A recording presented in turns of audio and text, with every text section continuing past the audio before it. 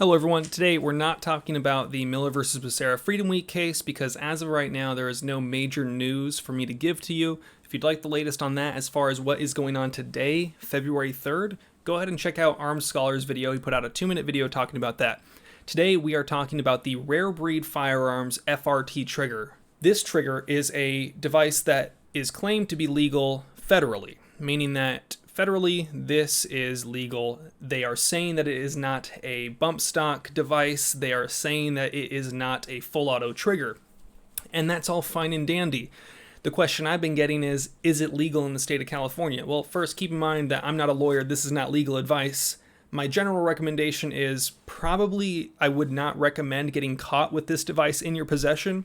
So I'm going to jump over to the penal code sections that relate to the multi-burst trigger activator and whether or not we think it might fall into that category of a multi-burst trigger activator. So if we jump right here, here is the actual penal code that relates to the definition of a actual multi-burst trigger activator. Generally in the state of California, things like bump stocks, binary triggers, the Echo Sport triggers, anything that's designed to kind of like speed up your gun and how fast it fires.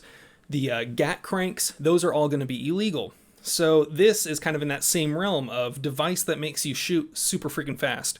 Now keep in mind there are some triggers out there like the Geisley triggers that allow you to shoot really fast, but they aren't under the definition of a multi-burst trigger activator. When it comes to the rare breed triggers, the way this works is a little disconnect here is hit on the bolt, causing the firearm to reset the trigger, so when it goes back into battery, the force that you are still applying rearward causes the firearm to go off again, meaning that you're still pulling the trigger once every time it fires. You fire, the gun cycles back, the bolt goes forward, your finger comes forward at the same time, at which point gun goes into battery, your finger then pushes back again, and it's still semi-auto. So now we're gonna watch the video where they describe how this firearm actually works as far as how their trigger works, and then we will talk about the California state law that affects whether or not this might be considered a multi-burst trigger activator, in which case it would be illegal if it was in fact a multi-burst trigger activator. And now for the FRT.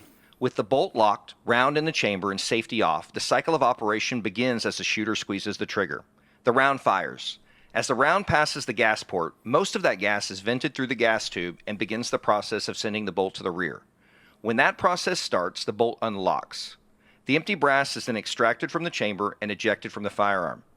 As the bolt moves to the rear, it cocks the hammer, which is the point in the cycle of operation where our FRT is different from a standard mil-spec trigger. In our patented design, as the bolt cocks the hammer forces a reset on the trigger, which pushes the shooter's finger forward. Simultaneously, as the trigger is forced into a reset, the locking bar pivots into position, mechanically locking the trigger, preventing it from functioning again until the cycle of operation is complete. As the spring behind the buffer pushes the bolt forward, a new round is stripped from the magazine. That new round is then forced into the chamber. As the bolt closes and locks into place, that locking bar disengages, which allows for the cycle to be repeated. So we've discussed what the FRT trigger is. Now let's read the actual penal code when it comes to what a multi-burst trigger activator is in the state of California. And now this is really where it gets muddy because I'm not going to tell you that it is or is not legal. We're just going to have this discussion of why it's difficult to say and something that you would potentially not want to get caught with by the California Department of Justice. Going a little bit further, if you actually look at their website, I attempted to order one of these in the state of California just to see if they would even ship it. I wasn't actually going to buy it. I just wanted to see if they gave California as a shipping option. They wouldn't go as far as to even allow you to click California as a drop-down state in their shipping process. I have heard some people say that one of the big distributors, a large fatherly figure that has no bounds, is one way to put it, that they would ship it out to you, but I'm not going to necessarily rat them out, and I don't know if they're doing it legally or if the many people that were telling me that are just blowing smoke up my ass. So it seems like people are able to get them, but that rare breed triggers themselves won't actually ship it to the state of California. So that's pretty damning. Then if we look at the penal code, it defines a multi-burst trigger activator as either of the following: either a device that's designed or redesigned to be attached to, built into, or used in conjunction with a semi-automatic firearm, which allows the firearm to discharge 2 or more shots in a burst by activating the device.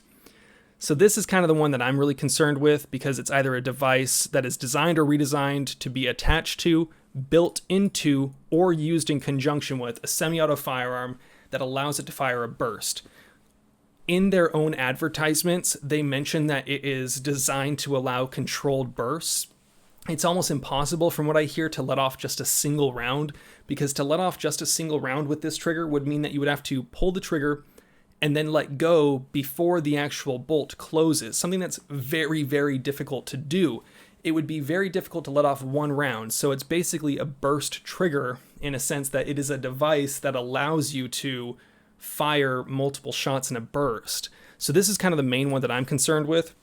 Then we go to a manual or power-driven trigger activating device constructed. This is the one that's kind of less concerning. This manual or power-driven trigger activating device constructed or designed so that when attached to, built into, or used in conjunction, increases the rate of fire of that firearm. This device definitely increases the rate of fire of that firearm, but it kind of comes into play of, is it a manual or power-driven activating device? I don't necessarily know. This category here, category 2, would be kind of like the bump stocks or the gat cranks. It's clearly not a gat crank. It's not a bump stock. It's not that same design. Similar concept of when the gun cycles, it puts your finger back into position to fire, but it's not a bump stock. So it then goes on to say, multi-burst trigger activator includes, but is not limited to, any of the following devices. This, it specifically mentions bump stocks or the slide fire stocks, that kind of thing. Then it also talks about a similar type of device that would use a spring within the trigger guard. So something that's not actually the stock, just something within the trigger that forces the trigger forward with spring power. It's not really doing that. It's not really doing a piston. It's not similar to those, but it is per se causing the trigger to reset when it fires. So is that one of those? Maybe. It's definitely not a gat crank. Very clearly not a crank that you are working on like a Gatling gun on the side of the gun activating the trigger. And then it's here. Any aftermarket trigger or trigger system that, if installed, allows more than one round to be fired with a single depression of the trigger. Their definition of a pull is that they are, in fact, within the legal definition of not being a full auto. It's not letting off multiple per pull or depression of the trigger. That specific part, number 4, is why binary triggers wouldn't be legal. But I think it really comes down to the fact that it could be considered a device that's designed or redesigned or attached to, built into, or used in conjunction with a semi-auto firearm, which allows the firearm to discharge 2 or more shots in a burst by activating the device. This trigger is designed to allow you to let off a burst. I would be very hard-pressed to find someone that could actually tell me that this is legal and be confident about it. Especially when in their own video, they have Colonel Sanders himself give such a long explanation of why this device is legal federally.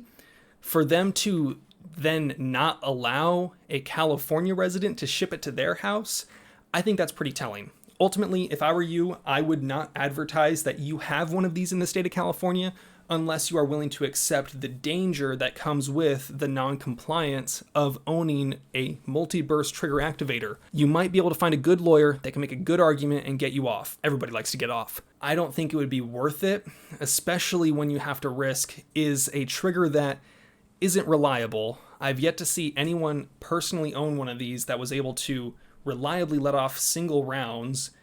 I've yet to see people run multiple mags through it without having at least one or multiple jams or failures. I personally would not risk it. If you want to have one of these triggers, totally fine. Do you, whatever it is you want to do. I'm not going to stop you. But it's probably not the best idea if you're looking to comply with the law. If you're not looking to comply with the law, I don't know why you would spend this much money on a product that doesn't work super great when you could break the law in a way that would maybe be more effective to have a working, functional gun. But that's just me. I follow all laws because I'm a good boy. You guys know the drill. Have fun, be safe, stay dangerous. Peace. I'm not going to be live on Twitch at the time of this video going live, but I wanted to talk to you guys. If you go on Twitch, you can watch the previous live streams of me actually milling out this 80% lower, which is going to be a pistol, for my California compliant AR-15 pistol build. I actually went through the whole process with the state, getting the serial number solely to educate you guys on how it would work. So if you want to watch me actually milling one of those out with an easy jig, I had some issues with it, but that's going to be more of a topic for another day when it comes to the actual review of the EZ-Jig Gen 3. If you want to know more, I'm going to be doing a review. If you want me to do a review of the EZ-Jig and talk about building a California legal AR-15 pistol from an 80%er, let me know. Drop a comment. Thank you.